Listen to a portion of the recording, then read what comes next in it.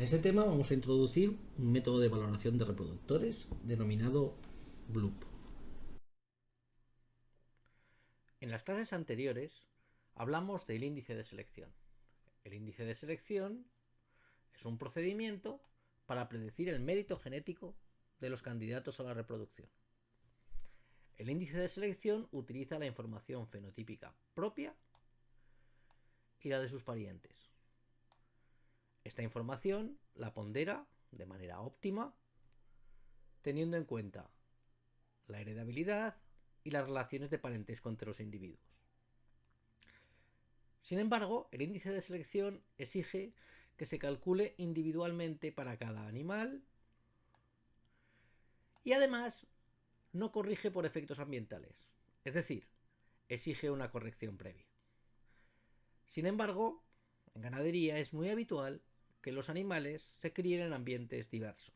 Por ejemplo, estos dos grupos de animales están criados, unos en modo extensivo y otros en un cebadero. Es razonable pensar que el rendimiento fenotípico de estos individuos va a ser distinto. Sin embargo, estas diferencias no ocurrirán por causas genéticas, sino puramente ambientales. Los efectos ambientales que afectan el rendimiento fenotípico son muy variados. Por ejemplo, la edad a la que registramos los datos, el sexo del individuo, la edad de su madre, la camada de origen, el orden de parto, el orden de lactación en vacuno de lechero, el tipo de alimentación que han recibido los animales, el tipo de manejo, etcétera, etcétera, etcétera. Por lo tanto, una corrección previa es un mecanismo extremadamente complejo. El procedimiento que vamos a ver en este tema recibe el nombre de BLOOP, que son las siglas de Best Linear Unbiased Predictor. En castellano, el mejor predictor lineal y sesgado. Fue desarrollado por Charles Henderson hace más de 70 años. En concreto, se presentó por primera vez en 1949. Es un procedimiento que permite estimar simultáneamente los efectos ambientales y los genéticos aditivos. Es un desarrollo del índice de selección y su nombre procede de sus propiedades. Decimos que es BEST porque maximiza la precisión y la ordenación de los animales, que es lineal porque asume una relación lineal entre los efectos y que es insesgado porque la esperanza del mérito genético que predice corresponde con el mérito genético verdadero y además porque corrige por efectos ambientales. Eso sí, es un procedimiento que exige gran capacidad de cálculo informático. Por este motivo, no fue implementado hasta los años 80 del siglo pasado. El BLOOP parte de la descomposición del fenotipo clásica en genética cuantitativa, donde decimos que el fenotipo es igual al genotipo más el ambiente. A su vez, el efecto del genotipo lo podíamos dividir en los modos de acción genético. Hay un efecto debido al efecto aditivo de los genes, que es el que nos interesa en mejora genética, y efectos de dominancia o de epistasia. Por otra parte, los efectos ambientales los podíamos dividir en efectos ambientales atribuibles a un efecto identificado, sexo, rebaño, camada, etc., y a los efectos ambientales que no podemos identificar su origen. Pues bien, en BLOOP vamos a describir un modelo donde los datos los describiremos en función de unos efectos ambientales identificados o conocidos, un efecto genético aditivo y un residuo que incluye los efectos genéticos no aditivos y los efectos ambientales no identificados. Es decir, todo aquello que no podemos identificar su origen o corresponde a efectos genéticos que no nos interesan para la selección directamente.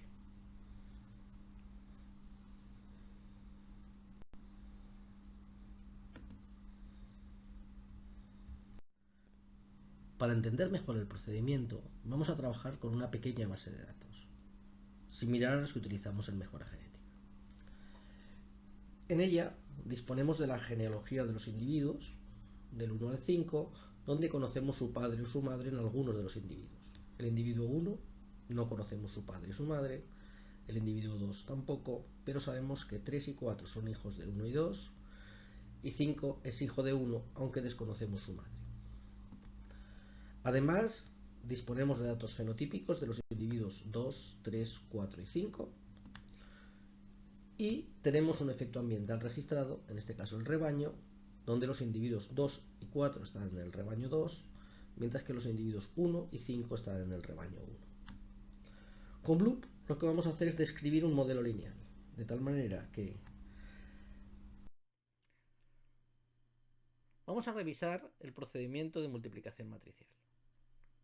Queremos multiplicar una matriz de 3 filas y 2 columnas por una matriz de 2 filas y 2 columnas. Para ello, en la primera matriz nos moveremos por filas y en la segunda matriz nos moveremos por columnas.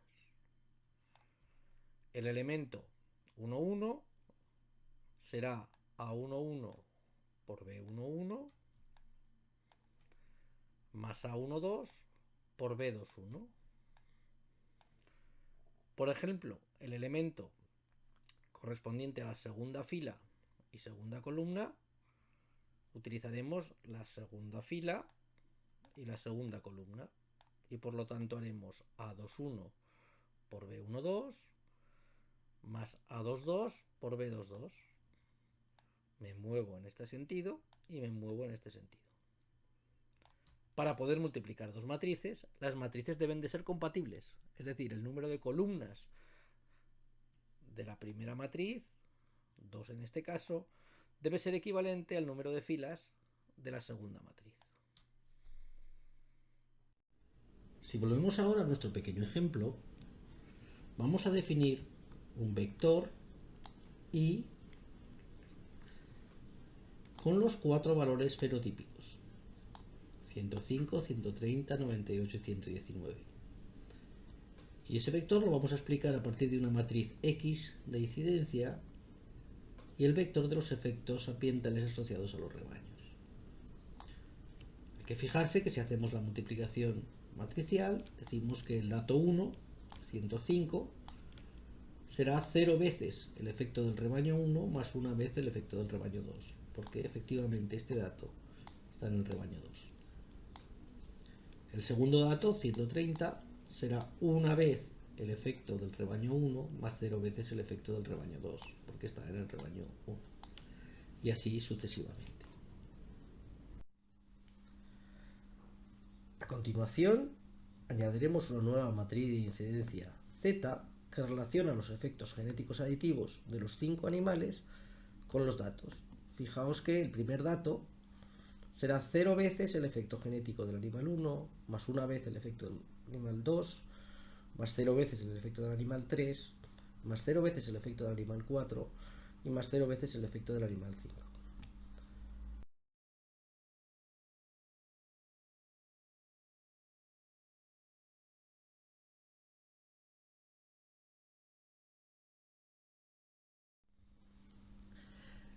Finalmente, añadiremos un nuevo vector con los efectos residuales.